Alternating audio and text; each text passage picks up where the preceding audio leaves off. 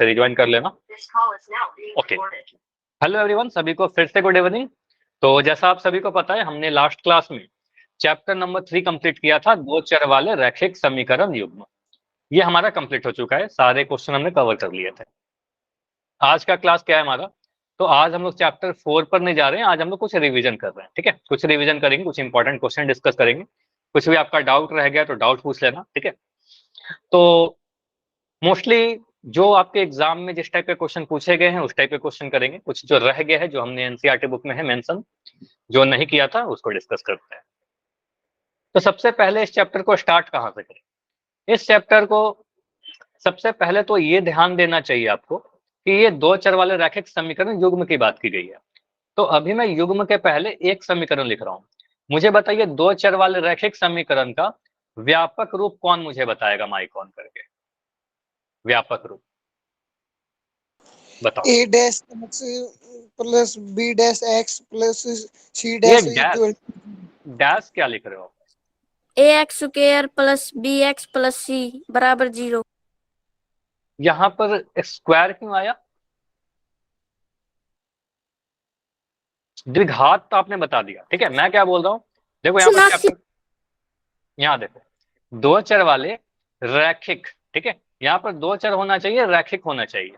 तो आप कहोगे सर ax लिखिए, एक चर आ गया, फिर by लिखिए, दो चर आ गया, प्लस एक कांस्टेंट लगा दीजिए और 0। यहाँ पर दो लगा दोगे तो द्विघात बन जाएगा, दो नहीं लगाना है। ठीक है, अगर द्विघात का पूछता तो दो लगाते। तो आप कहोगे सर दो चर वाले रैखिक समीकरण का जनरल फॉर्म होता है ax plus by plus c बराबर 0। ठीक है, तो एक जनरल फॉर्म है, मैं यहाँ पर मिटा रहा हूँ। आप करो सर दो चर वाले रैखिक समीकरण का जनरल फॉर्म जो होता है वो ax plus by plus c is equal to 0 होता है। अब इससे कई बार आपको तुलना करने के लिए बोला जाता है और तुलना करके एबीसी का वैल्यू पूछा जाता है। जैसे कि अगर मैं बोलूँ आपसे, एक क्वेश्चन जैसे करवाया भी होगा कि 2x बराबर 9y प्लस 5, तो यहाँ पर मैं आपसे अगर पूछूं, अगर मैं यहाँ पर पूछूं कि इसको ax plus by plus c बराबर 0 के फॉर्म में लिखिए और एबीसी का वैल्यू बताइए, पहला क्वेश्चन तो यही आएगा आपका। तो आप यहाँ पर क्या करो सर, राइट साइड में 0 होना चाहिए। ये आपका क्या होगा ना सर, समीकरण है, तो इधर एलएचएस होता है, इधर आरएचएस होता है, तो आरएचएस में 0 होना चाहिए। ट्राई करते हैं कि एक्स वाला कौन पॉजिटिव रहे, तो एक्स वाला तो पॉजिटिव है, 2x तो 2x लिख दिया। ये 9y को उधर लेकर आएंगे, तो आपको सर बन जाएगा माइनस का 9y। 5 इधर आकर क्या बनेगा, ऐसा लिखे?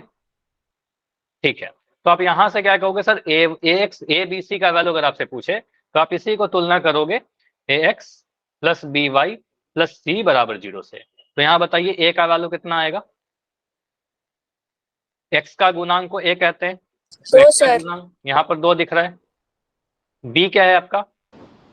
9 y का गुणांक माइनस का 9 दिखेगा। 9 मत बोलना, यहाँ पर माइनस का 9 लिखेंगे। ठीक है, 9 लिखोगे गलत हो जाएगा। और यहाँ पर c का वैल्यू क्या आएगा? आप बोलोगे सर कांस्टेंट वाला टर्म, तो माइनस का 5। बहुत बढ़िया, तो यहाँ बोलेंगे सर माइनस का 5। तो इस टाइप से आप अपना आंसर दे सकते हो। ठीक है, चलिए, ये एक सिंपल सा था। अब यहाँ पर अगर मैं युग्म की बात करूं, तो युग्म का मतलब क्या होता है? दो, जोड़ा। ठीक है, तो यहाँ पर अगर लिखना चाहो तो आप 2 बार क्या करो, यही वाला लिख दो। देखो सबसे अच्छा तरीका क्या है याद करने का, मैं 2 बार लिख दूंगा ax plus by plus c बराबर 0, पहला समीकरण। एक समीकरण और लिख दो, ax plus by plus c बराबर 0। ठीक है, ऐसा। अब बोलोगे सर समीकरण नंबर 1 जो है, पहला वाला समीकरण जो है, इसमें a b c के आगे 1 1 1 लगा दीजिए। ठीक है, a1x plus b1y plus c1 बराबर 0। ठीक है, और दूसरे वाले समीकरण में क्या करो, a2x plus b2y plus c2 बराबर 0। इसको कहेंगे सर ये दो समीकरण है, तो यहाँ पर ये दोनों देखो, दोनों ही समीकरण है, पहला चीज। उसके बाद बोलोगे सर x की घात और y की घात, चर की घात सभी जगह पर 1 है तो रैखिक है, और दोनों ही में सेम वेरिएबल, सेम चर का यूज किया गया x और y, तो आप कहोगे सर ये दो चर वाले रैखिक समीकरण युग्म है। ठीक है, इन्हीं को कहते थे दो चर वाले रैखिक समीकरण युग्म। ठीक है, ये युग्म का व्यापक रूप है, युग्म का व्यापक रूप। कौन सा युग्म? दो चर, जो आपका नाम है चैप्टर का, दो चर वाले रैखिक समीकरण। ठीक है, रैखिक समीकरण युग्म। क्लियर इतना? बताइए। अच्छा, आप यही बता रहे थे, इसको a डैश नहीं कहते साहिब, इसको a1x plus b1y plus c1 कहते हैं, और a2x plus b2y plus c2 बराबर 0 कहते हैं। ठीक है, a डैश नहीं कहते। ओके, चलो ठीक है। आगे आते हैं। तो इसमें और क्या आपने पढ़ा था इंपॉर्टेंट, आपको ये वाले चार्ट सबसे पहले दिखा रहा हूं मैं एनसीईआरटी बुक का। देखो यहां पर आपने बोला था समीकरण, अगर मेरे पास दो समीकरण लिख दिए जाए तो उनके गुणांकों का अनुपात को तुलना करके हम बता सकते हैं कि संगत है कि असंगत है, लाइन उसका कैसा बनेगा, है ना। चलो पहले मुझे ये बता दो, एक क्वेश्चन ही मैं आपसे पूछ ले रहा हूँ। पहले मुझे ये बताइए कि कोई भी रैखिक समीकरण, मान लो मैं 2x माइनस 3y प्लस 8 बराबर 0 का अगर मैं ग्राफ बनाऊं, तो ये जो ग्राफ बनेगा, ये ग्राफ क्या बनेगा, कैसा आकृति होगा इसका, आकृति बताइए। ऑप्शन दो क्या? ऑप्शन ए है आपके पास वृत्त बनेगा इसका ग्राफ, ऑप्शन बी है परवलय बनेगा, ऑप्शन सी है सरल रेखा बनेगा, और ऑप्शन डी है कोई नहीं, नन। क्या बनेगा इसका अगर हम ग्राफ खींचे तो क्या बनेगा? वृत्त, परवलय, सरल रेखा, या इनमें से कोई नहीं? सी है ना, तो आप कह रहे हो सर सी बनेगा, सरल रेखा बनेगा, बिल्कुल सही है। कोई भी दो चर वाले रैखिक समीकरण या फिर रैखिक समीकरण का ग्राफ बनाओगे तो एक स्ट्रेट लाइन बनती है, एक सीधी लाइन बनती है, सरल रेखा बनती है, ठीक है। जब भी पावर 2 3 आएगा फिर वो कर्व होता है, वक्र होता है, ठीक है, तो आप सीधे बोलोगे सरल रेखा बनेगा। तो अगर मैं दो इक्वेशन बनाऊं तो वो रेखा की पोजीशन तीन टाइप की हो सकती है, या तो सर प्रतिच्छेदी बनेगा, हो सकता है कि सर एक लाइन के ऊपर ही दूसरा लाइन चला जाए, संपाती होगा, या फिर सर पैरेलल हो जाए, समांतर हो जाए, ठीक है। तो ये तीन कंडीशन बनेगा। तो अगर जरूरी के ग्राफ बनाकर देखेंगे तो आप सीधे गुणांकों की तुलना करके बता सकते हो। इस वाले को आप देखिए, यहां से आप काफी चीज समझ सकते हो, बस मैं रिवीजन करवा दे रहा हूं। अगर कभी हमने क्या किया, चलो मैं क्या करता हूँ ना, ठीक है, आपने दो समीकरण लिया, x माइनस 2y बराबर 0 और 3x प्लस 4y माइनस 20 बराबर 0। पहला इक्वेशन को देखिए, तो यहाँ पर जब पहले क्या किया, गुना a1 बटा a2 निकाला तो 1/3 आया। चलो मैं क्या करता हूँ, इसको एक पेज पर लिख के बताता हूँ, ठीक है। मैंने एक समीकरण लिया x माइनस 2y बराबर 0, और एक समीकरण और क्या था, 3x plus 4y minus 20, 3x minus 4y minus 20 बराबर 0। यहां से आप अगर गुणांकों की तुलना करिएगा तो a1 a2 a1 b1 और c1 निकालिएगा, a1 b1 c1, और यहां से आप कहोगे सर a2 b2 c2 निकालिए दूसरे समीकरण से। तो पहले समीकरण में से a1 b1 c1 कितना आएगा मुझे बताओगे, अब तो डायरेक्ट हो जाएगा ना। a1 का वैल्यू कितना आएगा, x का गुणांक 1, b1 का वैल्यू कितना आएगा, y का गुणांक -2, और c1 कांस्टेंट तो ये 0 है। a2 b2 c2, x का गुणांक 3, y का गुणांक -4, c2 क्या है -20, ठीक है। तो यहां से आप अगर इसको चेक करिएगा, a1 बटा a2 निकालोगे तो a1 बटा a2 आपका आ रहा है 1/3, ठीक है।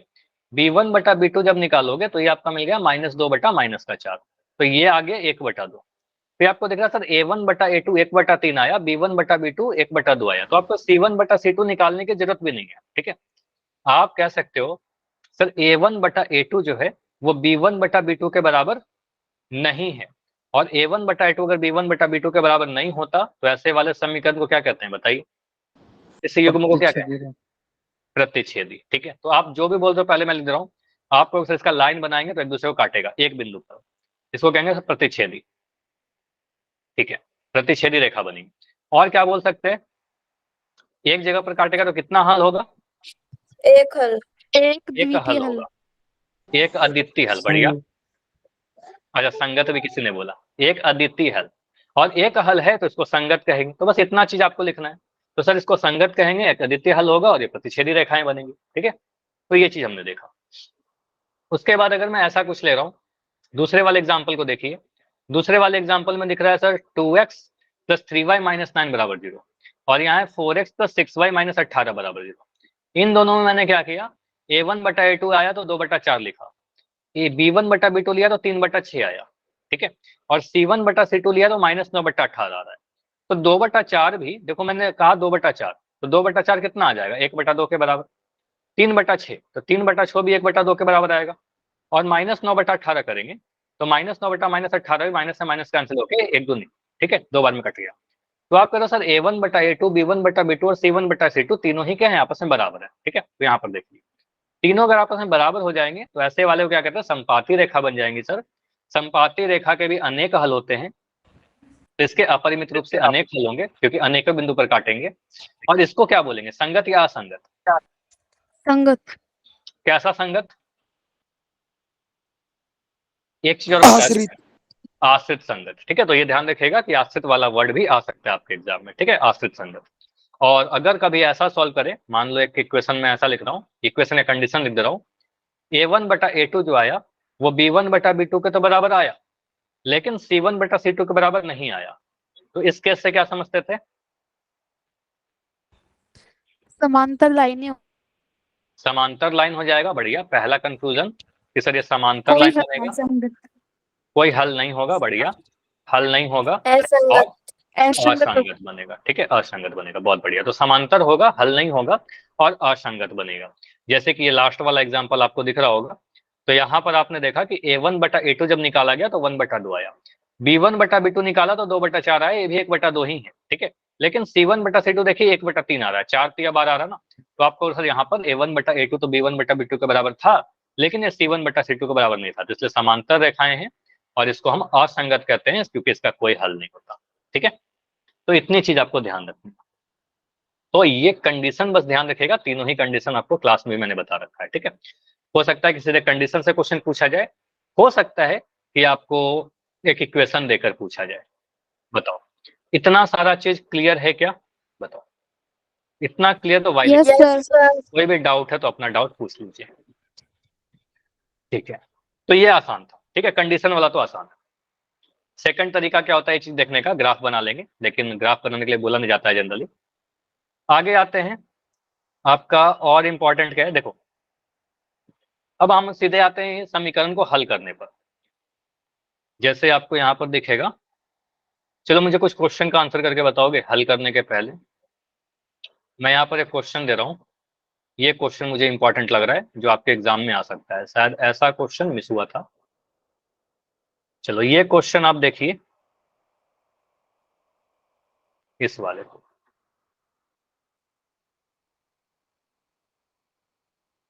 ये दिख रहा है अभी आपको? ठीक है, इसके बारे में बताइए कि लाइन कैसा है, गुणांकों की तुलना करके बताइए संगत है कि असंगत है, और बाकी सारी चीजें बताइए। संगत है या असंगत है, लाइन कैसा बनेगा, कितने हल होंगे?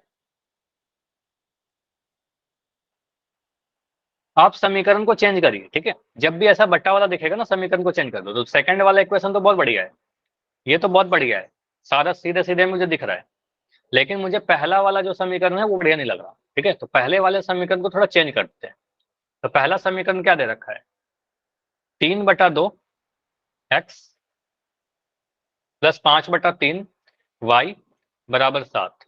इसको थोड़ा मैं चेंज कर रहा हूँ, तो 3 और 2 का एलसीएम लेंगे तो 3 और 2 का एलसीएम 6 आ जाएगा। ठीक है, अब यहाँ मिल गया आपका 9x, पहले आपको ये चीज बता चुका हूँ, 9x प्लस 2 गुना 5 10y बराबर 7। तो यहाँ से हम ऐसा लिख सकते हैं क्या, सर ये बनेगा 9x प्लस 10y बराबर 7 नमा 63, 7×7 42। ठीक है, ये इधर गुना होगा 7×6 42, ऐसा बन रहा है। पहला वाला इक्वेशन ऐसा बन गया क्या, बताओ। तो अब हमें चेक करना है इस वाले इक्वेशन को, 9x प्लस 10y बराबर 42, और एक और समीकरण लिख दिए 9x माइनस 10y बराबर 14। ठीक है, समीकरण नंबर 2। ये दो समीकरण हमारे पास बन गए। इन दोनों समीकरण को अब चेक करो। तो यहां से आप बोलोगे सर इस वाले के लिए समीकरण नंबर 1 है, तो इससे मैंने क्या किया, a1 b1 c1 निकाला। मुझे बताइए a1 का वैल्यू कितना है? चलो पहले बताओ a1 का वैल्यू कितना है? 1 सर। a1 का वैल्यू 9 है ना, x का गुणांक 9। b1 का वैल्यू कितना है बताओ, 10। ठीक है, और c1 का वैल्यू कितना है? देखो आप इसको 42। -42 भी लिख सकते हो, 42 भी लिख सकते हो। बस ध्यान दीजिएगा कि देखो पहले समीकरण में 42 अगर राइट साइड में है, दूसरे एक समीकरण में भी राइट साइड में लीजिएगा। अगर पहले समीकरण में 42 को लेफ्ट साइड में कर लोगे तो दूसरे समीकरण में भी 14 को लेफ्ट कर लेना। ठीक है, तो ऐसा मत करना कि एक बार में लेफ्ट रखना एक में राइट रखना। मैं समझा रहा हूँ, समझा क्या आपने? जैसे 42 देखिए बराबर के दाएं तरफ है, तो 14 को भी बराबर के दाएं तरफ रखेगा। दोनों समीकरण का फॉर्मेट सेम होना चाहिए। ठीक है, तो यहाँ से आपको सर C1 का वैल्यू सीधे सीधे 42 लिख दीजिए। ठीक है, मैं यहाँ 42 लिख रहा हूँ। ठीक है, चलो मैं इसी पेन से लिखता हूँ। 42। A2 का वैल्यू कितना है, आपको सर 9 है।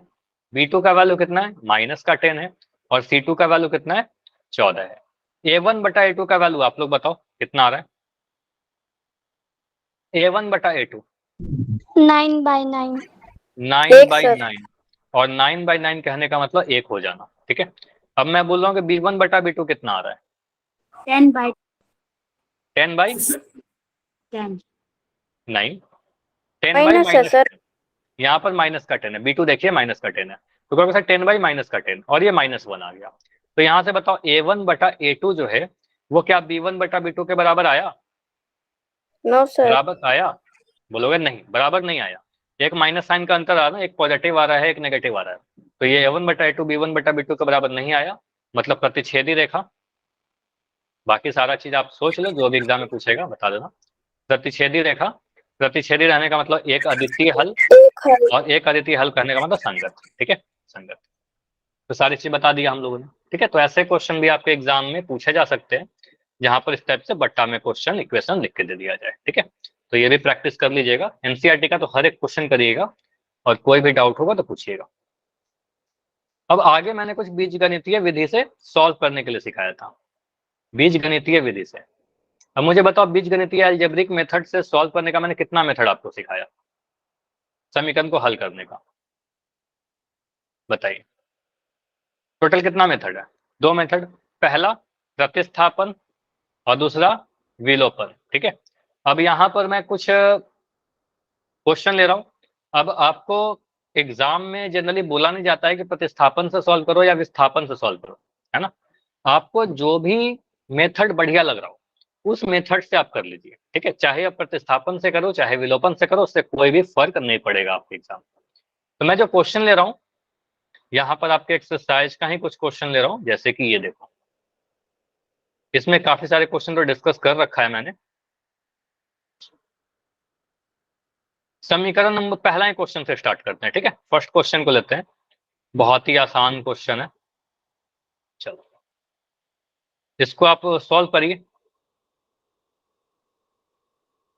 क्या आएगा आंसर इसका, x प्लस वाई बराबर 14 और x माइनस वाई बराबर 4।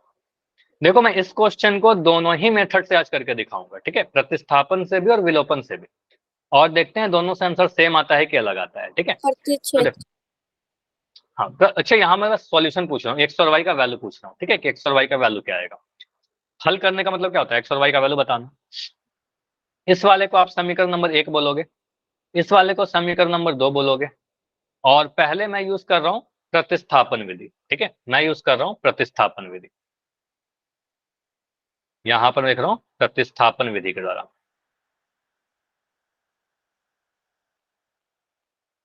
आपको बताना नहीं होगा जनरल एग्जाम में। तो पहला समीकरण क्या है, समीकरण 1 से हम लिख सकते हैं सर x प्लस वाई जो है वो 14 के बराबर है। यहां से मुझे बताओ x का वैल्यू कितना आ जाएगा, x का वैल्यू कितना आएगा,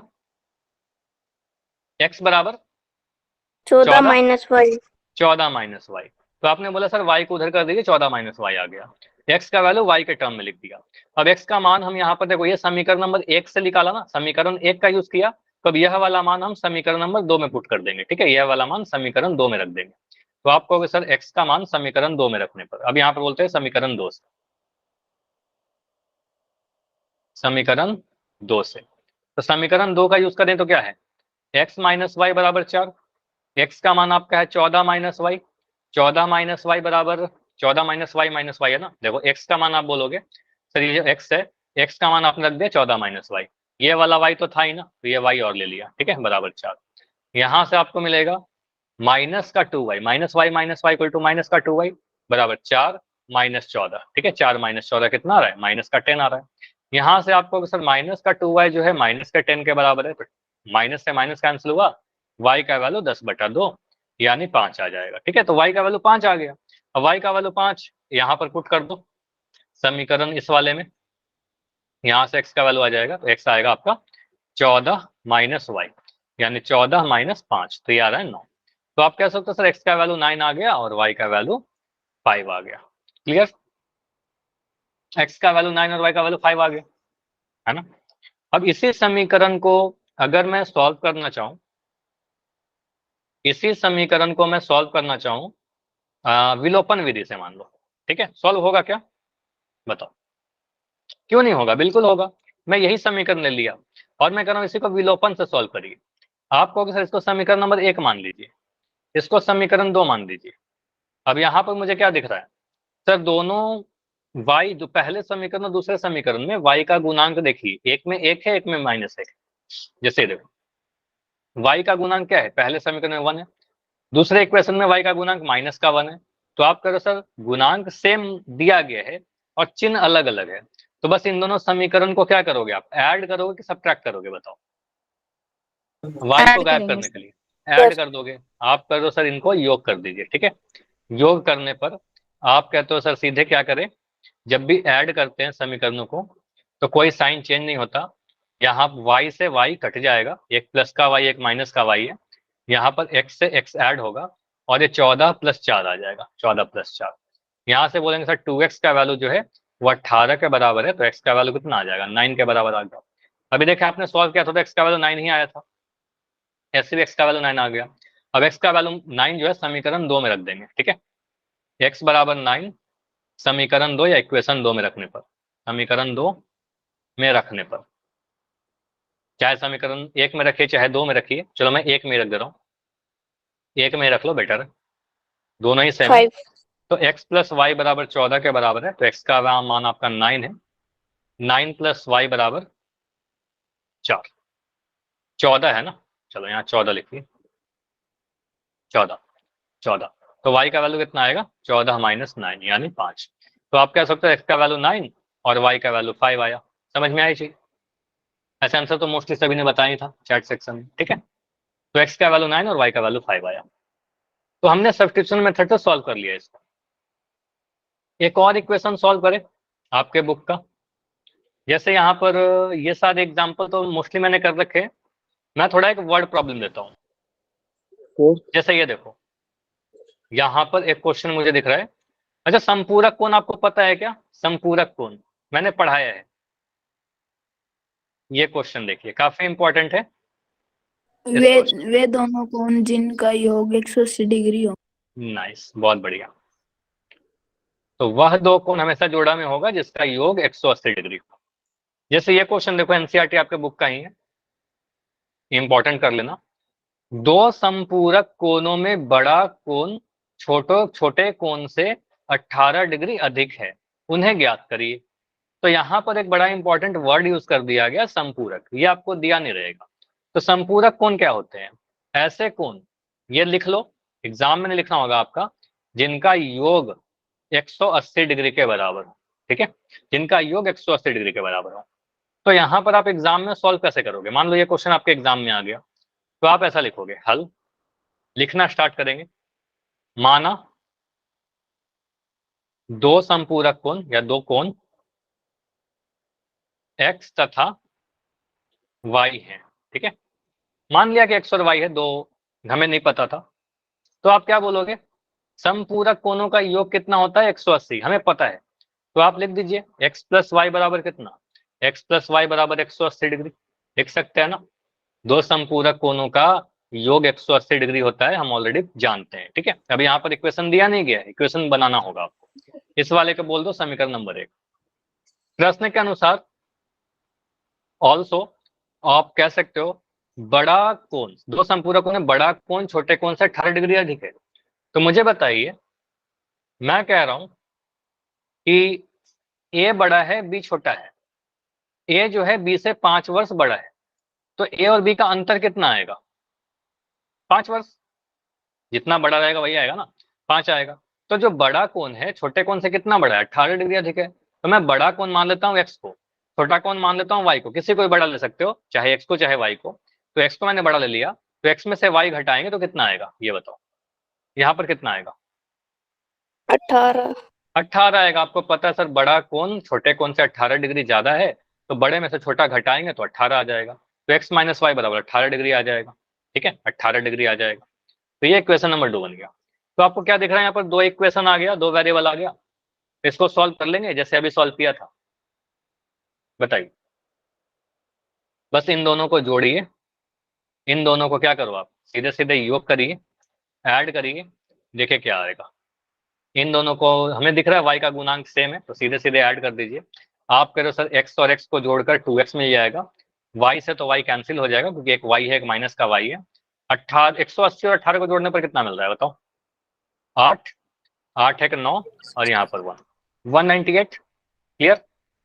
तो x का वैल्यू कितना आएगा? 198/2। तो यहाँ से आप कह रहे हो सर 2 नंबर 18, 2 नंबर 18 99 डिग्री है ना, 99 डिग्री x का वैल्यू आ जाएगा। x का वैल्यू अगर 99 है तो y का वैल्यू भी निकल जाएगा यहाँ से। आप कह सकते हो समीकरण 1 से, आप कह सकते हो ना फ्रॉम इक्वेशन 1, आप देखिए x प्लस वाई जो है वो 180 डिग्री के बराबर है। x का वैल्यू 99 प्लस वाई बराबर 180 डिग्री। यहाँ से बताओ y का वैल्यू कितना आएगा? 180 डिग्री में से अगर मैं 99 डिग्री घटा दूं तो कितना मिलेगा बताइए? 180 में से 100 घटा दो ना, 180 में से 100 घटा दो, कितना आएगा? 80 आएगा। ठीक है, लेकिन हमें 99 घटाना था तो 81 होगा। देखो मैंने क्या सोचा, मैंने सोचा कि 180 डिग्री में से 99 क्या घटाते हैं, 100 चलो घटा देते हैं, तो 100 डिग्री अगर घटा दिया तो 80 डिग्री आ जाएगा।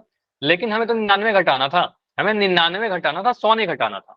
एक ज्यादा घटा दिया तो एक दे दो वापस से, तो आपको सर 81 आएगा, एक ज्यादा आएगा। ठीक है, क्योंकि एक ज्यादा घटा दिया था तो एक और दे दो इसको वापस, तो 81 डिग्री आएगा। ठीक है, या फिर जनरली आप जो कैलकुलेशन है वो कर लोगे तो 81 डिग्री आएगा। ठीक है, तो आपको हमारा आंसर क्या होगा? संपूरक कोण। आप कहोगे सर संपूरक कोण 99 डिग्री तथा 81 डिग्री। ठीक है, समझ में आया? 99 डिग्री और 81 डिग्री। क्लियर? चलिए, नोट कर लिया सभी ने? आ सकता है एग्जाम में, बिल्कुल आ सकता है। ठीक है, चलिए अगला क्वेश्चन मैं ले रहा हूं यहां पर से।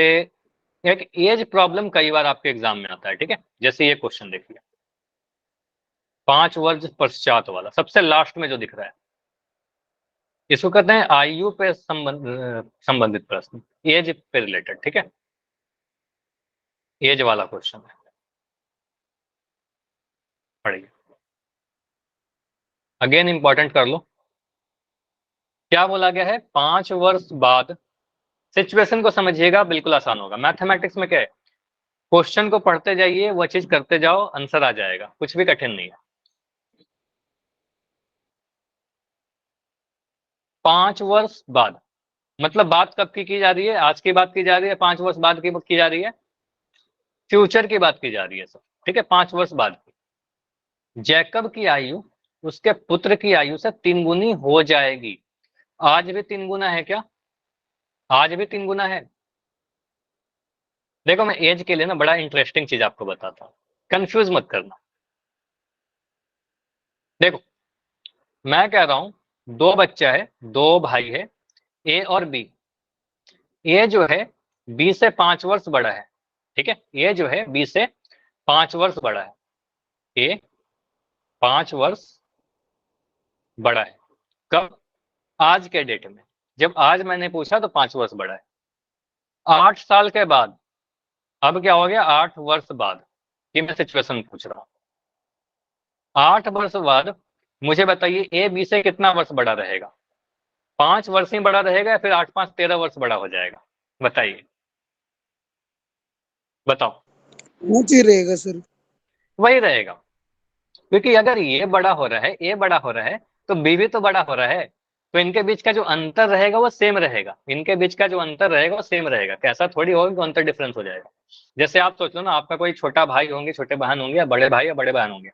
मान लो आपके बड़े भाई आपसे 2 साल बड़े हैं। ठीक है, तो हमेशा वो 2 साल बड़े ही रहेंगे। ऐसा थोड़ी होगा कि 5 साल बाद वो 1 साल बड़े हो जाएंगे, 10 साल के बाद आप बड़े हो जाओगे, ऐसा नहीं होगा ना। तो जो डिफरेंस है वो हमेशा सेम रहता है। ठीक है, तो वो डिफरेंस सेम रहता है। लेकिन ये सोचो कि मान लो यहाँ पर मैं 2 लोग की बात कर रहा हूँ, एक का एज है 5 वर्ष, ठीक है, और बी का जो एज है वो 10 वर्ष है। अगर मैं पूछूं कि ए की आयु बी की आयु से कितनी गुनी है, कितना गुना है बताओ? 2 सर। 2 गुना। आप करो सर ए का जो आयु है वो 2 गुना है। ठीक है, 2 गुनी है किसका? बी का 2 गुना है ए। कब? आज या वर्तमान में। आज लिख रहा हूं प्रेजेंट में। लेकिन मैं बोलूं कि चलो 3 वर्ष के बाद भी ऐसा ही रहेगा क्या? 3 वर्ष बाद क्या होगा? 3 वर्ष के बाद अगर मैं पूछूं कि 3 वर्ष के बाद या 5 वर्ष के बाद, कितना भी सिचुएशन ले लो, 3 वर्ष के बाद ए का जो आयु है वो बन जाएगा 13 वर्ष, है कि नहीं? 13 वर्ष हो जाएगा ना, 3 साल बड़ा हो जाएगा। और बी कितना हो जाएगा? 8 वर्ष। 3 वर्ष जोड़ दिया। क्या अभी भी ए 3 गुना है, सॉरी 2 गुना है? देखिए, क्या 3 वर्ष बाद भी 2 गुना है? नो वो सर नहीं। तो अब यहाँ पर दिख गया आपको सर, जो 2 गुना 3 गुना की बातें करते थे वो नहीं, 8 का 2 गुना करेंगे तो 16 आएगा, लेकिन नहीं होता ऐसा, है कि नहीं? तो ऐसा करेंगे कि सर ऐसा नहीं होता 2 गुना। जैसे ये समझो, अगर किसी का एज 1 साल है और किसी का एज 2 साल है, आज क्या है, किसी का एज 1 वर्ष है और किसी का एज 2 साल है। मैं 10 साल के बाद बात करूं तो 10 साल लेटर क्या होगा? 10 वर्ष के बाद आपको सर ये जो है, ये वाला जो इंसान है उसका एज हो जाएगा 11 वर्ष, हो जाएगा ना, 10 एक में जोड़ देंगे। बी का आयु कितना हो जाएगा बताओ 10 साल के बाद? बताओ। 12 वर्ष 12 वर्ष। तो यहां पर आपने देखा कि यहां पर बी का आयु क्या था? ए के आयु का 2 गुना था। देखो इसका 2 गुना आ रहा है ना, एक में 2 से गुना करेंगे आ जाएगा 2 गुना। लेकिन यहां पर 2 गुना नहीं हो रहा है ना? 11 गुना 2 22 नहीं हो रहा है, ठीक है? अंतर सेम है, देखो यहाँ भी 1 साल का अंतर है, यहाँ भी 1 साल का अंतर है, डिफरेंस 1 साल का है, लेकिन 2 गुना 3 गुना वाला कंसेप्ट नहीं लगता। समझ में आया? तो 2 गुना 3 वाला बदल जाएगा, ठीक है? तो इसलिए आपके क्वेश्चन देखते हैं कि 5 वर्ष बाद, 3 वर्ष बाद, तो इसको समझिएगा क्वेश्चन को कैसे सॉल्व करते हैं बड़ा ध्यान से। जब भी आपसे पूछा जाए, सिचुएशन कहीं से स्टार्ट हो सकता है एग्जाम में क्वेश्चन पूछा जाए 3 वर्ष पहले ऐसा था, 2 साल बाद ऐसा था, 8 साल पहले ऐसा था, 20 साल बाद ऐसा होगा, कुछ भी रहे, हमें क्या करना है? हमें तो वर्तमान से मतलब है, ठीक है? आप प्रेजेंट पे आइए, हमें आज से मतलब है। बात की जा रही है 5 वर्ष जैकब की आयु और उसके पुत्र की। 2 लोग हैं, जैकब और उसके बेटे, पुत्र की, बस इन दोनों की बात की जा रही है। तो इन दोनों का एज आप एक को एक्स मान लो, एक को वाई मान लो, ठीक है? वर्तमान आयु पूछी जा रही है, प्रेजेंट। तो आप क्या बोलोगे? जैकब की, आप क्या करो, जैकब की वर्तमान आयु, ये लिखना कि हम वर्तमान आयु की बात कर रहे हैं। और सीधे आयु लिख दोगे तो इसका मतलब वर्तमान ही होता है। अगर मैं पूछूं कि आपका एज कितना है, अगर मैं आपसे पूछूं कि आपका एज कितना है, तो ऐसा थोड़ी बोलोगे सर मेरा एज 5 साल पहले इतना साल था, ठीक है? आप बोलोगे सर मान लो 13 वर्ष। तो 13 वर्ष का मतलब क्या हुआ?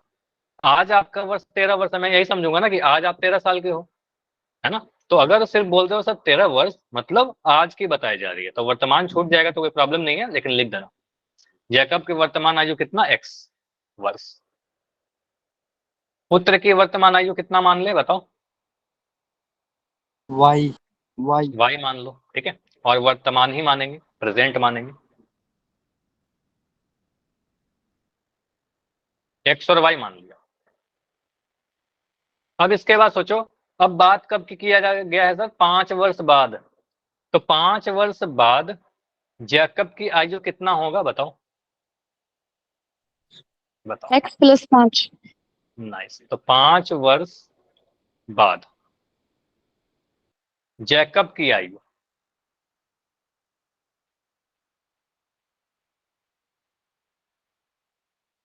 जैकब की जो आयु होगा 5 वर्ष बड़ा हो जाएगा आज से, तो आपको सर x प्लस 5 हो जाएगा, ठीक है, ईयर्स में। और पुत्र की आयु कितनी हो जाएगी बताओ? Y plus 5 y plus 5। आपको सर पुत्र भी तो 5 साल बड़ा होगा, वो ठहरा थोड़ी रहेगा, y प्लस 5 होगा, वो भी बड़ा होगा, तो x प्लस 5 वाई प्लस 5। अब 5 वर्ष बाद की बात में कुछ बोला गया है, सर 5 वर्ष बाद क्या हो रहा है? आयु उसके पुत्र की आयु का 3 गुनी हो जाएगी। तो 3 गुना कौन होगा? ऑफकोर्स फादर की एज 3 गुना हो जाएगी, ठीक है? तो फादर की एज जो होगी वो 3 गुना होगी, तो बड़ा रहेगा, ठीक है? तो आप यहाँ पर बोल सकते हो सर एक कंडीशन लिखेंगे। देखो मैं सबसे अच्छा बताता हूँ आपको, हमेशा मैं ऐसे करता हूँ, और इवन मैं क्लास 10th में था तो भी मैं ऐसे ही करता था। आप दोनों को बराबर लिख दो। आप क्या करो, यहाँ लिख दो x प्लस 5, ये है पिता की आयु, और मैंने लिख दिया यहाँ पर पुत्र की आयु, ऐसा लिख दिया। क्या ये पॉसिबल है क्या? आप खुद सोचो, ये पॉसिबल है क्या?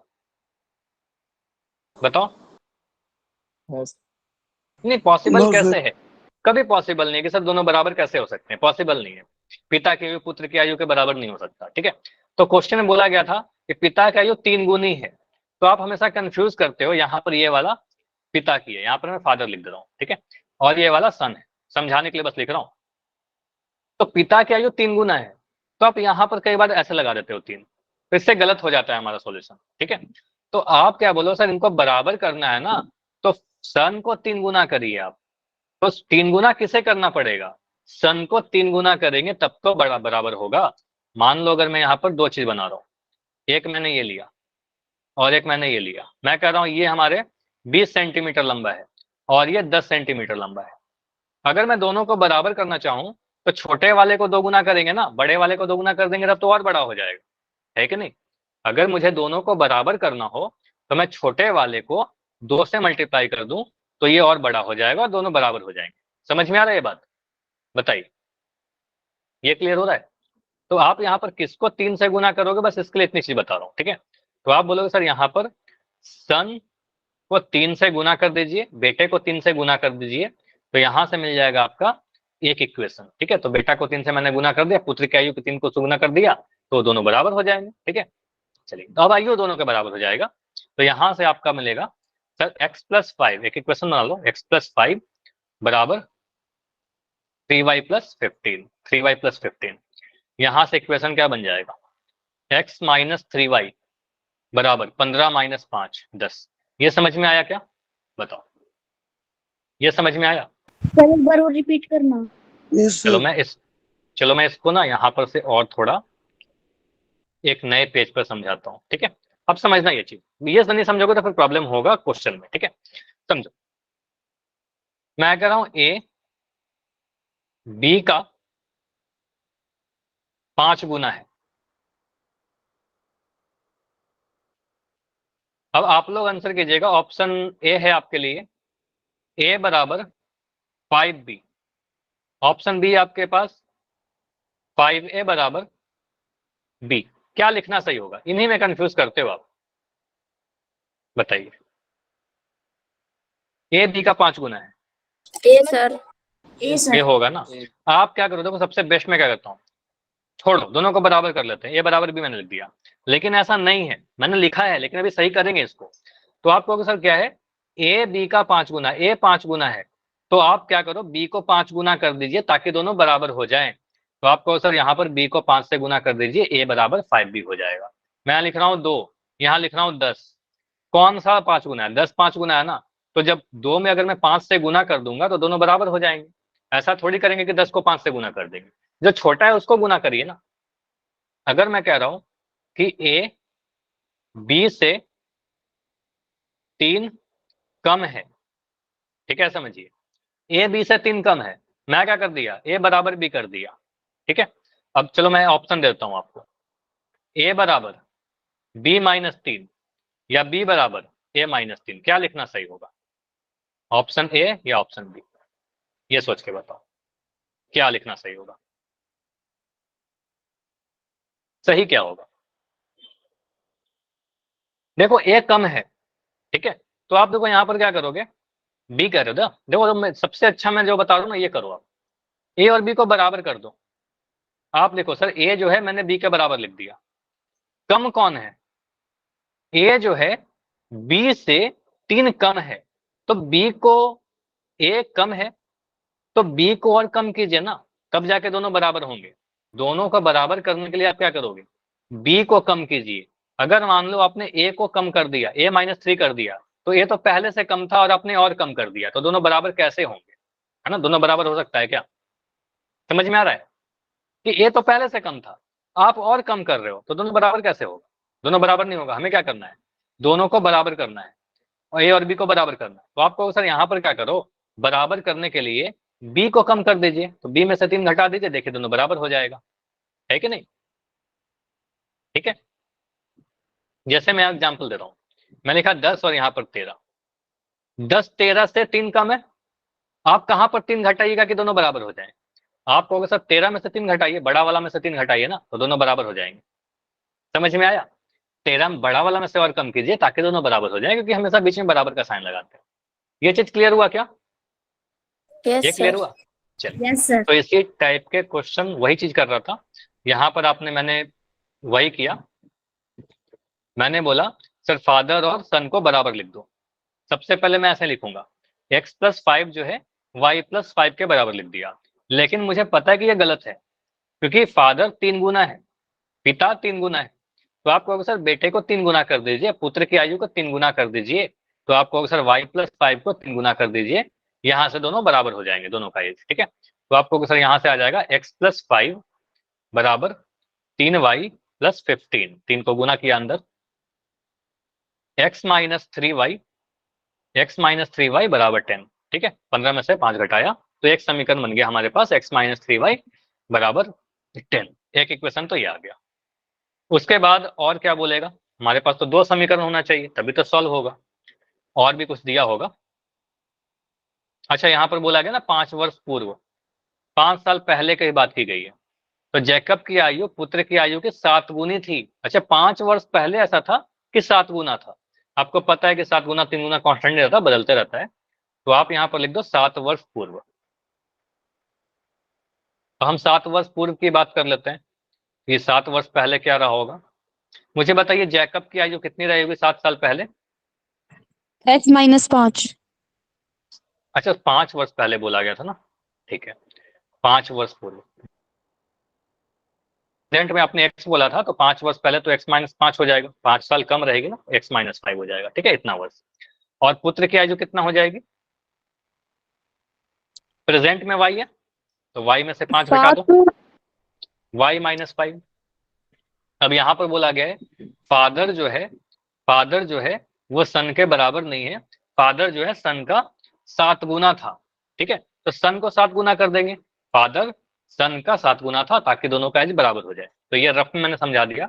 अब फादर का एज आप ले लोगे सर x-5 और पुत्र की आयु y-5 और यहाँ पर 7 से मल्टीप्लाई कर देंगे तो दोनों बराबर हो जाएगा, क्योंकि पुत्र की आयु में 7 से गुना करने पर दोनों की आयु बराबर हो जाएगी, ठीक है। 7 वर्ष 7 गुना था। यहाँ से आ जाएगा x-5 बराबर 7y माइनस 7×5 35। सॉल्व करिए तो मिल जाएगा x-7y माइनस का 35 प्लस का 5, तो ये माइनस का 30 आ जाएगा क्या? x बराबर माइनस का 35 प्लस का 5, ये +5 उधर आएगा तो माइनस का 30 आ गया। क्लियर? इतना समझ में आया? तो आपके पास 2 समीकरण बन गए, 2 समीकरण आपके पास आ गया, एक x-3y बराबर 10 और x-7y बराबर -30। मैं नेक्स्ट पेज पर लिख लेता हूँ दोनों ही समीकरण को। x-3y बराबर 10, यही था ना? हाँ, और x-7y बराबर -30, यही 2 है। तो इस वाले को आप समीकरण नंबर 1 मान लोगे, इस वाले को समीकरण 2 मान लोगे, या तो विलोपन विधि यूज कर लो या फिर सब्स्टिट्यूशन यूज कर लो, प्रतिस्थापन यूज करो। मैं समीकरण 1 से ले रहा हूँ, समीकरण 1 से विस्थापन यूज करते हैं, आसान लग रहा है मुझे, क्योंकि x का मान बहुत आसानी से दिख जाएगा आपको। x बराबर 10 + 3y, कैसा लिख सकते हैं? x बराबर 10 + 3y, समीकरण 1 से 3y उधर चला गया। अब समीकरण 2 में पुट कर रहे हैं, समीकरण 2 से, समीकरण 2 से क्या होगा? x का मान आपका है 10, चलो मैं समीकरण 2 लिख ही दे रहा हूँ, x-7y = -30। तो x का वैल्यू कितना है? 10 + 3y माइनस का 7y बराबर -30। सॉल्व करने पर कितना आ रहा है ये बताओ? 3y - 7y कितना आएगा बताओ? इसको सॉल्व करके कितना मिलेगा? -4y। -4y। आप कहोगे सर माइनस का 4y और ये माइनस का 30, उधर से 10 आ जाएगा तो माइनस का 10 बनेगा। तो आप कह सकते हो सर ये माइनस का 4y जो है वो माइनस के 40 के बराबर है, माइनस से माइनस मैथ से कैंसिल कर दिया, तो y का एज कितना आ गया? 40/4 बराबर 10। 10। तो आप मुझे बताइए y किसका एज हमने माना था? y पुत्र की आयु मानी थी, ठीक है। तो आपको सर y पुत्र की आयु है, तो अभी पहले x भी निकाल दो, x का वैल्यू कितना आएगा? x बराबर 10 + 3y, 3 × 10, ठीक है। तो आप यहां से मिलेगा 10 प्लस ये 30, 40। ये 40 वर्ष, ठीक है, 40 वर्ष। अब अपने एग्जाम में xy मत बोलना, क्योंकि आपके एग्जाम में xy नहीं पूछा गया था, क्वेश्चन में xy थोड़ी पूछ रहा था। तो आपको जैकब और उसके पुत्र की आयु बतानी थी ना, तो एग्जाम में आप फाइनल लिखोगे जैकब की आयु। अब देखो मैं यहाँ पर वर्तमान में लिख रहा हूँ, कुछ गलत होगा क्या? नहीं, नंबर नहीं कटेगा। जैकब की आयु जो कि x वर्ष हमने माना था वह है 40 वर्ष। देखो ऐसा लिख दोगे नंबर कट जाएगा, कुछ बच्चे ऐसे छोड़ देते हैं 40। तो 40 क्या, 40 केजी होगा क्या आयु? नहीं होगा ना, आपको 40 किलोग्राम नहीं होगा। तो आपको यहाँ पर यूनिट बताना पड़ेगा, ये इंपॉर्टेंट है, 40 वर्ष। ठीक है।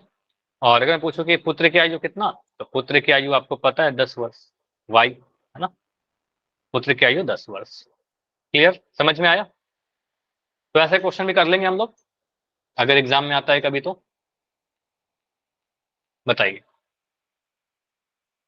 तो एस टाइप के भी क्वेश्चन आपके एग्जाम में आ सकते हैं। चाहे आप इतना भी कर सकते हो, देखो एक चीज और मैं बोल रहा हूँ, इसी क्वेश्चन को, इसी समीकरण को यूज करके आप विलोपन विधि को यूज करके सॉल्व करोगे, पूरा नंबर मिलेगा, कुछ भी नहीं कटेगा नंबर। ठीक है, विलोपन मेथड से भी आप सॉल्व कर सकते हो। चलो अभी एक और क्वेश्चन लेते हैं, एक भिन्न का क्वेश्चन लेते हैं। ठीक है, ये ज्यादा इंपॉर्टेंट मुझे लग रहा है।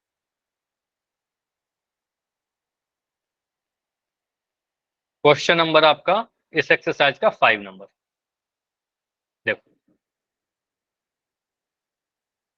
भिन्न वाला क्वेश्चन कैसे करते हैं? यदि भिन्न क्या होता है, भिन्न क्या होता है, एनीवन बताओगे? भिन्न क्या होता है, एक एग्जांपल दो मुझे। 4/3 सर।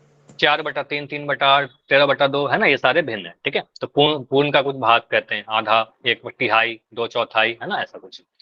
तो भिन्न हमेशा p/q के रूप में रहेगा, और ये परिमेय संख्या से अलग होता है। ठीक है, अभी उतना डिटेल में नहीं जाते हैं, बस हमेशा ध्यान रखिएगा कि बट्टा के रूप में होता है भिन्न। ठीक है, तो यहाँ आप कह सकते हो सर किसी भिन्न के, अच्छा अंश क्या होता है और हर क्या होता है, बताओ।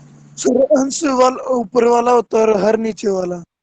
अगर मैं a/b लिख दूं तो यहाँ पर अंश क्या होगा? ए सर। और हर क्या होगा? बी। b। ठीक है, तो ये ध्यान रखिएगा, अंश ऊपर वाला नंबर, हर नीचे वाला नंबर। ठीक है, क्योंकि ये सारी बेसिक सा चीज है, जब तक ये नहीं पता होगा कंफ्यूज करते रहोगे। ठीक है, तो ये सारी चीज नोट डाउन कर लीजिएगा, नहीं पता है तो। यदि किसी भिन्न के अंश और हर दोनों में 2 जोड़ दिया जाए, तो देखो मैं एक चीज बता रहा हूँ, जब भी क्वेश्चन आपके एग्जाम में आप पढ़ोगे ना, तो पहला आप पूरा क्वेश्चन पढ़िए। मैं ऐसे ही करता हूँ, क्वेश्चन मिला तो पहले पूरा क्वेश्चन पढ़ लीजिए, उसके बाद उसको दोबारा पढ़ो, तो आप दोबारा में सोच सोच के पढ़ो कि हमें कहाँ तक पढ़ना है। यदि किसी भिन्न के अंश और हर में 2 जोड़ दिया, 9/11 हो जाती है। यदि अंश और हर दोनों में 3 जोड़ दें तो इतना हो जाएगा। तो भिन्न ज्ञात कीजिए, 2 कंडीशन दे रखा है, दोनों से 2 इक्वेशन बनाएंगे, फिर सॉल्व कर देंगे। तो यहाँ पर मैं क्या कर रहा हूँ, माना जो भिन्न है, भिन्न बराबर क्या है, x/y मान लो। हमारा जो भिन्न है वो x/y रहा होगा। ठीक है, अब यही भिन्न हमें निकालना है। तो आप कहोगे सर क्वेश्चन के अनुसार, देखो a/q लिख रहा हूं ना, इसका मतलब अकॉर्डिंग टू क्वेश्चन, प्रश्न के अनुसार। तो आप कह सकते हो सर x में अंश, भिन्न के अंश और हर दोनों में 2 जोड़ दें तो 9/11 बन जाएगा। मतलब x/y, अगर मैं ऊपर में भी 2 जोड़ दिया, नीचे में भी 2 जोड़ दिया, तो ये कितने के बराबर हो जाएगा? 9/11 बन जाएगा, 9/11 बन जाएगा। तो यहाँ से उसको सॉल्व कर लीजिए। तो आप कहोगे सर यहाँ से क्रॉस मल्टीप्लाई करेंगे, इस 11 को गुना करें, x/2 को गुना करेंगे इस 11 के साथ, और इस y+2 को गुना करेंगे इस 9 के साथ। ठीक है, क्रॉस मल्टीप्लाई। तो यहाँ से क्रॉस मल्टीप्लाई करने पे मुझे दिख रहा है 11 इंटू x+2 बराबर 9 इंटू y+2। ठीक है, इसको सर सॉल्व करिएगा। स्क्रीन रुकी है, 1 सेकंड रुक जाओ। ठीक है, मैं स्टॉप करके प्रेजेंट कर दे रहा हूँ। हाँ, ऐसे कभी हो तो बता देना। अभी दिख रहा है क्या? दिख रहा है ना? Yes sir. चलो, तो इसको मिटाओ। तो यहाँ से आपने क्रॉस मल्टीप्लाई किया तो क्या मिलेगा आपको?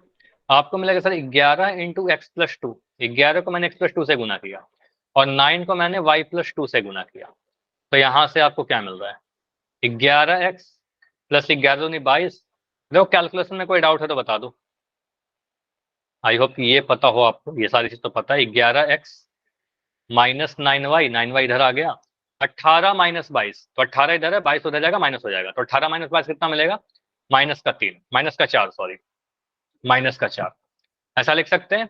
ये बन गया हमारा समीकरण नंबर 1। बताओ, आ गया ना समीकरण 1 x और y में? तो ये हमारे लिए Yes, sir. इंपॉर्टेंट है, समीकरण नंबर 1। एक और इन्फॉर्मेशन है, एक और इन्फॉर्मेशन क्या कहता है, यदि अंश और हर में 3 जोड़ दिया जाए तो भिन्न 5/6 बन जाएगा। ठीक है, तो जोड़ देते हैं, हमें क्या प्रॉब्लम है। तो आप बोलो सर अगर अंश में 3 जोड़ दिया, हर में भी अगर 3 जोड़ दिया तो कितना बन जाता है, 5/6 बन जाता है। जोड़ दिया, यहां से आप क्रॉस मल्टीप्लाई करो, तो 6 को गुना करेंगे x+3 से और 5 को गुना करेंगे y+3 से, क्रॉस मल्टीप्लाई किया, यहां से आपको दिख जाएगा 6x प्लस 6×18 बराबर 5y प्लस 15। यहां से मिल जाएगा 6x माइनस का 5y बराबर माइनस का 3। ये क्लियर, 15 में से 18 घटाकर माइनस का 3 लिख दिया। बताओ ये सेकंड वाला समझ में आया समीकरण Yes, कैसे sir. लिखा। अब हमें बताइए क्या आप इन दोनों समीकरणों को हल कर लेंगे। चलो Yes, मैं sir. लिख दे रहा हूं एक पेज पर। पहला समीकरण क्या था मुझे बताओ, 11x क्या था बताओ, नहीं लिखा क्या आपने, 11x माइनस 9y बराबर माइनस का 4। और सेकंड वाला क्या था, 6x minus 5y, 6x minus का 5y बराबर माइनस का 3, माइनस का 4 माइनस का 3। ठीक, अब यहाँ पर आप चाहे प्रतिस्थापन लगाओ चाहे विलोपन लगाओ, एनीथिंग जो भी करना है आप करके देखिए। ठीक है, मैं क्या कर रहा हूं, मैं विलोपन यूज करूं, बताओ विलोपन यूज करूं, Yes, sir. एलिमिनेशन यूज कर रहे हैं। देखो एलिमिनेशन कैसे यूज करेंगे, आपको दिखेगा सर समीकरण 1 या 2 में कहीं पर भी x या y का गुणांक सेम नहीं दिख रहा, तो सेम बना लेते हैं। तो समीकरण नंबर 1 को क्या, नंबर 1 को आप देखिए यहाँ पर y में 5 है, तो आप यहाँ पर 5 से गुना करिए, और यहाँ पर y का गुणांक 9 है। तो पहले समीकरण में जो y का गुणांक है मैं दूसरे समीकरण में गुना कर रहा हूँ, दूसरे समीकरण का y का गुणांक पहले समीकरण में गुना कर रहा हूँ, ताकि 9 5 45 बन जाए, 5 नंबर भी 45 बन जाए। ठीक है, तो आपको y का गुणांक इससे सेम बन जाएगा। तो पहला समीकरण जो बन जाएगा हमारा चेंज होकर, वो बन जाएगा 11 पंजे 55x माइनस 9 पंजे 45y बराबर माइनस का 5 ठीक है, 5 सभी से गुना होगा, 9 को गुना करेंगे 9 छक 54x माइनस 45y बराबर 9 तिया 27 माइनस का। ठीक है, इन दोनों समीकरणों को आप जोड़ोगे कि घटाओगे बताइए, जोड़ देंगे कि घटा देंगे, घटाएंगे सर। घटाएंगे, क्योंकि आपको दिख रहा है सर यहाँ पर y का जो गुणांक है सेम है और उनका साइन भी सेम है, दोनों ही नेगेटिव है, तो जोड़ेंगे तब तो कोई काम ही नहीं हो पाएगा, जोड़ेंगे तो नहीं कटेगा, घटाना पड़ेगा, साइन सेम में घटाएंगे, तो घटाने के लिए साइन चेंज कर दीजिए, तो ये बन जाएगा माइनस, ये बन जाएगा प्लस और ये बन जाएगा प्लस, तो ये मिल जाएगा घटाने पर 55 माइनस 54x, यहाँ लिख दोगे 55x माइनस 54x, 45y से 45y कट गया, एक माइनस एक प्लस का है, यहां पर आपका मिल गया माइनस का 20 प्लस का 27, यहां से दिख गया आपका x, और यहाँ पर क्या 27 माइनस 20, एक नेगेटिव एक पॉजिटिव, घटाव करेंगे यहाँ पर 7 आ जाएगा, चिन्ह जो है बड़ा वाला लगाएंगे तो प्लस का आएगा, तो x का वैल्यू 7 आ गया, जल्दी से आ गया x का वैल्यू 7। x का वैल्यू 7 चाहे समीकरण 1 में पुट करो चाहे समीकरण 2 में पुट करो, मुझे दिख रहा है कि समीकरण 2 का नंबर जो है छोटा छोटा है, 6 5 है ना, ज्यादा आसान है, तो मैं समीकरण 2 में पुट करूंगा, हमारे लिए जो आसान रहेगा उसका काम करेंगे। तो x बराबर 7 समीकरण 2 में रखिए, आप 1 में रखोगे तो कुछ अलग नहीं आएगा, सेम आएगा, आप रख के चेक कर सकते हो। ठीक है, समीकरण 2 में रखने पर जो मैं कहता हूँ चेक करने के लिए घर पर आप चेक किया करो। ठीक है, तो 6x माइनस का 5y बराबर माइनस का 2, यहाँ से मिल जाएगा 6 इंटू 7 माइनस 5y बराबर माइनस का 3, यहाँ से 7 छक 42 माइनस 5y बराबर माइनस का 3, यहाँ से कह सकते हो सर माइनस का 5y जो बनेगा माइनस का 3, ये 42 उधर जाकर माइनस 42 बनेगा, माइनस 42, तो यहाँ से मिल रहा है माइनस का जो 5y है वो माइनस का 45 आएगा, और y का वैल्यू जैसे चैट में लिख रहे हो 9 आ जाएगा, बढ़िया। तो यहाँ से मिल जाएगा y का वैल्यू, माइनस से तो माइनस कट ही गया, और 45 से 5 काटेंगे तो 5 नंबर 45, ठीक है 9 आ गया, तो y का वैल्यू 9 आ गया। तो हमें भिन्न चाहिए था, हमें x और y का वैल्यू थोड़ी चाहिए, क्वेश्चन में आपसे कौन पूछा x और y का वैल्यू, कोई नहीं पूछा, आपसे तो भिन्न पूछा गया था, तो भिन्न क्या होगा हमारा, भिन्न जो होगा x बटा y के फॉर्म में था, तो x का वैल्यू 7 और y का वैल्यू 9, ये हमारा आंसर आ जाएगा। ठीक है, 7 बटा 9, क्लियर। तो इस टाइप के भी क्वेश्चन आगे कर लोगे आप लोग। तो इसको कहते हैं वर्ड प्रॉब्लम, लैंग्वेज। तो इसमें कुछ नहीं हुआ, बस एक लैंग्वेज दिया गया था, लैंग्वेज से हमने 2 समीकरण बनाया, फिर समीकरण हल करने का तो मेथड पुराना था। ठीक है, चलिए तो ये मैं कुछ होमवर्क दे रहा हूँ, आज कोई भी लिंक नहीं जाएगा आपका। ठीक है, लिंक नहीं जाएगा आज होमवर्क का। आपको क्या करना है, जो भी क्लास में मैंने क्वेश्चन करवाए हैं, क्लास में जो भी क्वेश्चन करवाए हैं उसको अगेन दोबारा से सॉल्व करिएगा। सेकंड, एनसीईआरटी बुक का जो आपका चैप्टर नंबर 3 है, चैप्टर 3 का हर एक क्वेश्चन आप अब कर सकते हो। उसमें कुछ भी अगर ऐसा है जो नहीं सॉल्व हो रहा है, कहीं पर भी छोटा सा भी डाउट है, देन यू कैन आस्क। ठीक है, मुझसे पूछ सकते हो अगले क्लास में। ठीक है, या अगर अभी कुछ पूछना हो तो अभी बताइए, अभी मैं रुक रहा हूँ कुछ समय के लिए। चलिए अभी बताइए।